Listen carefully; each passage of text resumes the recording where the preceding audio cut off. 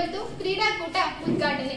ಮೋಡಗಳು ಮುಗಿಲಿಗೆ ಸದ್ದಿಲ್ಲದೆ ಮುತ್ತಿಟ್ಟ ಹಾಗೆ, ಕಾರ್ಮೋಡ ಕರಗಿಗಳು ತೀರಕ್ಕೆ ಸೋಕುವ ಹಾಗೆ, ಸೂರ್ಯೋದಯಕ್ಕೆ ಹಕ್ಕಿಗಳು ಜೋಗುಳ ಹಾಡುವ ಹಾಗೆ, ಸಂಜೆಯ ತಂಪಾದ ಗಾಳಿ ಪ್ರಕೃತಿಗೆ ತೊಟ್ಟಿಲು ತೂಗುವ ಹಾಗೆ ಈ ಕಾರ್ಯಕ್ರಮ ನಿಮ್ಮೆಲ್ಲರ ನಡುವಿನ ಪ್ರೀತಿ ವಿಶ್ವಾಸದ ಕೊಂಡಿಯಾಗಲಿ ಎನ್ನುವ ಆಶಯದೊಂದಿಗೆ ದಿನಾಂಕ 25/7/2025 ಅನಿಕೇತನ ಪದವಿ ಪೂರ್ವ ಕಾಲೇಜಿನಲ್ಲಿ ಹಮ್ಮಿಕೊಳ್ಳಲಾಗಿರುವ ಈ ಕಾರ್ಯಕ್ರಮಕ್ಕೆ ಆಗಮಿಸಿರುವ ಎಲ್ಲರಿಗೂ ಆತ್ಮೀಯವಾದ ಸ್ವಾಗತವನ್ನು ಕೋರುತ್ತೇನೆ. ಶಿವಾಲಯ ಮಾಡುವರಯ್ಯ ಬರುತ್ತಿದ್ದಾರೆ ಶ್ರಾವ್ಯ ಮತ್ತು ಅರ್ಚನರವರು.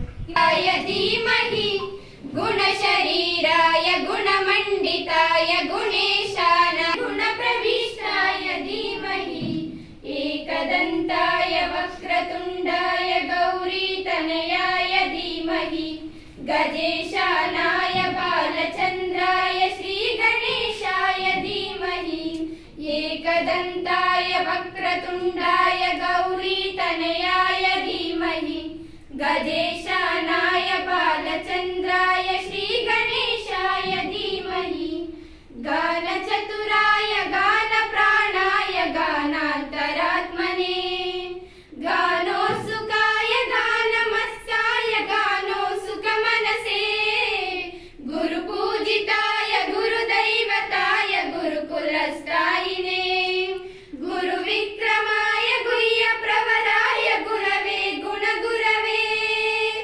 ಗುರುದೈತ್ಯ ಕಲಕ್ಷೇತ್ರೇ ಗುರುಧರ್ಮ ಸದಾರಾಧ್ಯಾಯ ಗುರುಪುತ್ರ ಪರಿತ್ರಾತ್ರಿ ಸ್ವಾಗತವನ್ನ ಕೋರುತ್ತೇನೆ.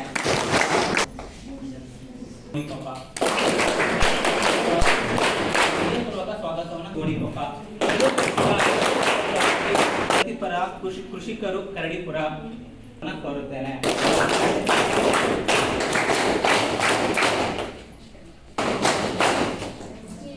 ಸ್ವಾಗತವನ್ನ ಕೋರುತ್ತೇನೆ.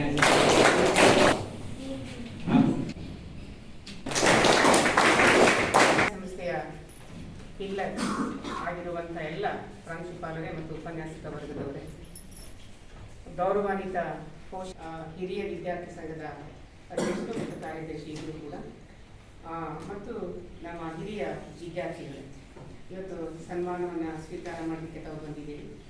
ಬಹಳ ಸಂತೋಷದ ಸಂಗತಿ. ಅವರನ್ನು ಮಾಡಿದ್ದೇವೆ. ಈಗ ಇದು ಈ ತಿಂಗಳಲ್ಲೇ 2ನೇ ಕಾರ್ಯಕ್ರಮ ಇದು.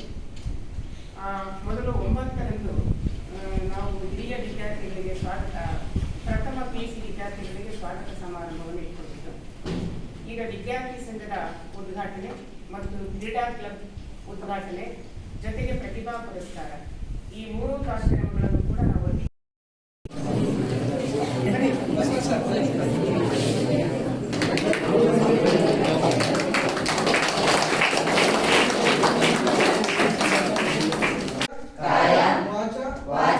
ಮನಸ್ಸಪೂರ್ವಕವಾಗಿ ವಿದ್ಯಾಸಂಸ್ಥೆಯ ನೀತಿ ನಿಯಮಗಳಿಗೆ ಅನುಗುಣವಾಗಿ ಚಾಚು ತಪ್ಪದೆ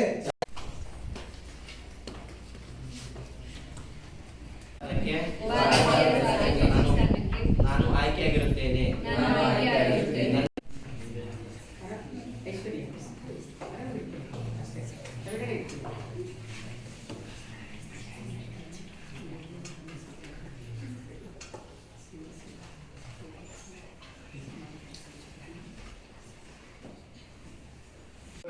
ನಿಂತ್ಕೊಂಡಿದೆ ಪಿಲ್ಲರ್ ನಿಂತ್ಕೊಂಡಿದ್ದಲ್ವಾ?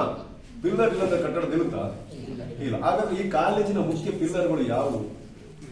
ಯಾರಾದ್ರೂ ಹೇಳಿ. ಹೇಳಿ. ಓಕೆ. ಆಮೇಲೆ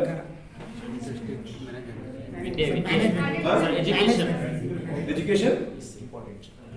ಓಕೆ, ಅದೆಲ್ಲ ಆಮೇಲೆ ಬರುತ್ತೆ. ಹಳೆಯ ವಿದ್ಯಾರ್ಥಿಗಳು ಯಾಕೆ ಬಿಟ್ರಿ ಅವ್ರನ್ನ? ಹಳೆಯ ವಿದ್ಯಾರ್ಥಿಗಳು ಇವುಗಳ ವೃಂದ ಏನಿದೆ, ಈ 4 ಮೇನ್ ಪಿಲ್ಲರ್. ಓಕೆ, ಈ 4 ಮೇನ್ ಪಿಲ್ಲರ್ ಚೆನ್ನಾಗಿ ಕೆಲಸ ಮಾಡಿದಾಗ ಇದು ಈ ಸಂಸ್ಥೆ ಚೆನ್ನಾಗಿ ಬೆಳೀಲಿಕ್ಕೆ ಸಾಧ್ಯ. ಒಪ್ಕೊಳ್ತೀರಾ? ಹಾಗಾದ್ರೆ ವಿದ್ಯಾರ್ಥಿಗಳ ಕೆಲಸ ಏನು? ಈ ಒಂದು ವಿದ್ಯಾಸಂಸ್ಥೆಯಲ್ಲಿ ವ್ಯಾಸಂಗ ಮಾಡ್ತಿರ್ತಕ್ಕಂಥ ಎಲ್ಲ ವಿದ್ಯಾರ್ಥಿಗಳ ಕೆಲಸ ಏನು? ನಿಮಗೆ ವಿದ್ಯಾರ್ಥಿ ವೃಂದ, ಹಾಲಿ ವಿದ್ಯಾರ್ಥಿಗಳು ಅಲ್ವಾ ಮಕ್ಕಳೇ? ಸೊ ನಿಮ್ ಕೆಲಸ ಏನು? ಓದಬೇಕು. ಎಲ್ಲರೂ ಓದ್ತಾರೆ. ನೀನು ಈಗಲಿಂದಲೇ ನಿಮ್ಮ ತರಗತಿಯಲ್ಲಿ ಹೇಗೆ ಟೈಮ್ ಟೇಬಲ್ ಇಟ್ಟಿದ್ದಾರೆ, ಕನ್ನಡ, ಎಕನಾಮಿಕ್ಸ್, ಇಂಗ್ಲೀಷ್, ಗಣಿತ, ಈ ಥರ ಟೈಮ್ ಟೇಬಲ್ಗಳನ್ನು ಇಟ್ಕೊಂಡಿದ್ದೀರಿ ನೀವು. ಹಾಗೆ ಮನೆಯಲ್ಲಿ ಸಹ ನಿಮ್ಮದೇ ಆದಂಥ ಒಂದು ಟೈಮ್ ಟೇಬಲ್ಗಳನ್ನ ಇಟ್ಕೊಳ್ಳಿ. ಬೆಳಿಗಿನ ಜಾವನ 4 ಗಂಟೆಗೆ ಎದ್ದೇಳಬೇಕು. 4 ಗಂಟೆಗೆ ಎದ್ದ ತಕ್ಷಣ ಒಂದು 1 ಅವರ್ ನಿಮಗೆ ಸಡಗನ್ನು ಸ್ಟೆಪ್ ಬೈ ಸ್ಟೆಪ್ ಒಂದು ವಾಚ್ ಇಟ್ಕೊಳ್ಳಿ. ನಾನು ಇಷ್ಟು ಮಾಡಿ, ನಾ ಒಂದು 2-3 ದಿವಸ ಕಳೆದ ಮೇಲೆ 1 ಕಿಲೋಮೀಟರ್ ರನ್ನಿಂಗ್ ಮಾಡಿ, ಬರುವಾಗ 2 ಕಿಲೋಮೀಟರ್ಸ್ ರನ್ನಿಂಗ್ ಮಾಡಿ, 2 ಕಿಲೋಮೀಟರ್ಸ್ ರನ್ನಿಂಗ್ ಮಾಡಿ ಬಂದ ತಕ್ಷಣ ನೀರನ್ನು ಕುಡೀರಿ. ನೀರು ಕುಡಿದು ಯೋಗ ಮಾಡಿ. ಕಮ್ಮಿ ಇದೆ. ಈಗ ನಿಮಗೆ ಹೊಟ್ಟೆಸ್ತಾ ಇರ್ಬೋದು, ಎಲ್ಲರೂ ಯಾವುದೋ ನಿಲ್ಲಿಸಲಿಯಪ್ಪ ಈ ಸ್ಪೀಚ್ಗಳನ್ನ ಅಂತ ಜ್ಞಾನ ಮಾಡ್ತಾ ಇರ್ತೀರ. ಆದರೆ ಹಾಗೆಲ್ಲ ಒಂದೆರಡು ಮಾತು ಹೇಳ್ತೀನಿ. ಏನು ಅಂತಂದರೆ, ಈ ಮೊಬೈಲನ್ನು ದಯವಿಟ್ಟು ಈ ಡಿಗ್ರಿ ಮುಗಿಯೋ ಗಂಟ ಮುಟ್ಟಬೇಕು. ಅದೇ ನಿಮಗೆ ನನ್ನ ಸೊಲ್ಯೂಷನ್. ಏನಂತ ಹೇಳಿದ್ರೆ, ನಿಮ್ಮ ತಂದೆ ತಾಯಿ ಎಷ್ಟೋ ಕಷ್ಟಪಟ್ಟುಬಿಟ್ಟು ನಿಮ್ಮನ್ನು ಈ ಕಾಲೇಜಿಗೆ ಕಳಿಸಿರ್ತಾರೆ. ಈಗ ಎಲ್ಲರೂ ರೈತರ ಮಕ್ಕಳೇ ಇಲ್ಲಿರೋದು. ಇಲ್ಲಿ ದೊಡ್ಡ ದೊಡ್ಡ ಸಾಹುಕಾರಗಳ ಮಕ್ಕಳು ಯಾರೂ ಇಲ್ಲ. ಅದರಿಂದ ನೀವು ತುಂಬ ಆಲೋಚನೆ ಮಾಡಿ ಹೆಜ್ಜೆಡಬೇಕು. ಯಾಕೆಂತಂದರೆ ಕರಡಿ ಕುರ್ದಿಟ್ಟು ಬೆಟ್ಟ ಆಪ್ ಚಡ್ಡಿ ಕಾಕಿ ನಿಕ್ಕ ಹಾಕೊಂಡಿದ್ದು ಪ್ರತಿಯೊಬ್ಬರು ಕೂಡ ನಾವು ಹೋಗ್ತೀವಿ. ಅಂಥ ಒಂದು ಕಷ್ಟದಲ್ಲಿ ವಿದ್ಯಾಭ್ಯಾಸ ಮಾಡಿಕೊಂಡು ನಮಗೆ ಪೊಲೀಸ್ ಕೆಲಸ ಸಿಕ್ತು. ನಮ್ಮ ತಂದೆ ಕಳಿಸ್ಲಿಲ್ಲ. ಬೇಡ, ಹೆಣ ಕಾಯಕ್ಕೆ ಹೋಗ್ಬೇಕು ಅಂತ ಹೇಳ್ಬಿಡುತ್ತೆ. ನಮ್ಮ ಕೈ ಬಿಟ್ಬಿಟ್ರು. ಹಾಗಾಗಿ ನಾವು ಅದಕ್ಕೆ ಹೋಗಕ್ಕಾಗಲಿಲ್ಲ. ನಿಮ್ಮಲ್ಲಿ ಒಂದು ಗುರಿ ಇರಬೇಕು. ಏನು ಗುರಿ? ಏನೇ ಆಗಲಿ ನಾನು ಕೆಲಸ ತಗೊಳ್ಳೇಬೇಕು, ಏನೇ ಆಗಲಿ ನಾನು ಗುರಿ ಮುಟ್ಟಲೇಬೇಕು ಅನ್ನೋ ಮೇಲೆ ಸಿಗದ ಮೇಲೆ ಹೋಗ್ತಕ್ಕಂಥದ್ದನ್ನ ನೀವು ಪಡ್ಕೊಂಡಿದ್ದೀರಿ ಅಂತ ನಾನಾದರೂ ಅನ್ನಿಸ್ತಾ ಇದೆ ನನಗೆ. ಅವ್ರು ನೋಡಿದ ನನಗೆ ಇನ್ನೊಂದು ಬಾರಿ ಅಂದ್ಕೊಂಡಿತ್ತು, ಇಷ್ಟು ಹೈಟ್ ಕಡಿಮೆ ಇದ್ದಾರೆ, ಇದು ನಮಗೆ ಇರಲಿ ಅಂತೇಳಿ ಬಯಸ್ತೀನಿ. ಹಾಗಾಗಿ ತಾವು ಈ ದಿನ ಒಂದು ಆಟೋಟಗಳು ಅದರ ಬಗ್ಗೆ ಒಂದೇ ಆದ ಒಂದು ಕಮಿಟಿಯನ್ನು ಮಾಡ್ಕೊಂಡಿದ್ದೀರಿ. ಅದ್ರ ಜೊತೆಗೆ ಕಾಲೇಜು ಸಂಸತ್ತು ಅಂತ ಮಾಡ್ಕೊಂಡಿದ್ದೀರಿ. ಆ ಕಾಲೇಜು ಸಂಸತ್ತು ಅಂದರೆ ಸಂಸತ್ತು ಅನ್ನೋ ಪದನ ನೀವು ಲೆಕ್ಕ ಈಗ ಮಗ್ಗಿ ಬರೋಕ್ಕಿಲ್ಲ. ನನಗೆ ಮಗ್ಗಿ ಕೇಳಿದ್ರೆ ಮಗ್ಗಿ ಬರೋಕ್ಕಿಲ್ಲ. ಕ್ಯಾಲಿಕೇಟ್ ತಗೋತೀವಿ, ಆಯ್ತಾ? ಅದರಿಂದ ಎಲ್ಲ ಪ್ರತಿಯೊಂದು ಈಗ ಸಾಹೇಬ್ರು, ನಮ್ಮ ಮಿಲಿಟರಿ ಸಾಹೇಬ್ರು ಮಾತಾಡೋದು ಒಂದೊಂದು ಪಾಯಿಂಟು ನಮ್ಮ ಸಂಸಮ್ನಷ್ಟು ಹೇಳಿದ್ರು, ಬರ್ಕೊಂಡು ಲೀಸ್ಟ್ ಮಾಡ್ಕೋಬೇಕು ಅಂತ ಹೇಳಿದ್ರು. ಇವು ನಮಗೆ ಮುಂದಿನ ನಿಮಗೆ, ನಿಮ್ಮ ಪೀಳಿಗೆ, ನಿಮಗೆ, ನಮ್ಮದು ಬಿಡಿ ಏಜ್ ಆಯಿತು, ನಮ್ಮದು ಮುಗಿದಾಯ್ತು. ನೀವು ಮನಸ್ಸಲ್ಲಿ ಇಟ್ಕೊಂಡು ತಂದೆ ತಾಯಿಗಳಿಗೆ ಒಳ್ಳೆ ಹೆಸರು ಕೊಟ್ಕೊಂಡು ಪೋಷರಿಗೆ ಸ್ವಾಮಣ್ಣ ಅಂತವ್ರು ಪಾಪ ನಿಜವಾಗ್ಲೂ ಒಂದಾಯ್ತು SLC ತನಕ. SLC ತನಕ ಏನೋ ಸ್ಕೂಲ್ ಓದೇ ಬಂದೇ ಹೋದಷ್ಟೇ. ಇನ್ನು ಮುಂದಿನ ನಮ್ಮ ಭವಿಷ್ಯ ಯಾವ ರೀತಿ ರೂಪಿಸ್ಕೋಬೋದು, ಕೆಡಕ್ಕೂ ರೂಪಿಸ್ಕೋಬೋದು, ಒಳ್ಳೆದಾಗಕ್ಕೂ ರೂಪಿಸ್ಕೋಬೋದು. ಅದನ್ನು ತಿದ್ದುಪಡಿಸೋರು ಇವಾಗ ನಿಮಗೆ ಉಪನ್ಯಾಸಕರು. ಆ ಉಪನ್ಯಾಸಕರು ಹೇಳಿದ ರೀತಿ ನೀವು ಯಾವುದೇ ವಿಷಯಗಳಲ್ಲಾಗಲಿ ಇನ್ನೊಂದರಲ್ಲಿ ಅಲ್ಲಾಸ್ಯ ಮಾಡ್ದನೆಯ ಅದೇ ರೀತಿ ನಡ್ಕೊಂಡು ಹೋಗಿ ಮುಂದೆ ನೀವು ಭವಿಷ್ಯ ರೂಪಿಸ್ಕೋಬೇಕು ಅಂತವ ಹೇಳಿದ್ರು. ಇವಾಗ ಯೋಧರಾದರು.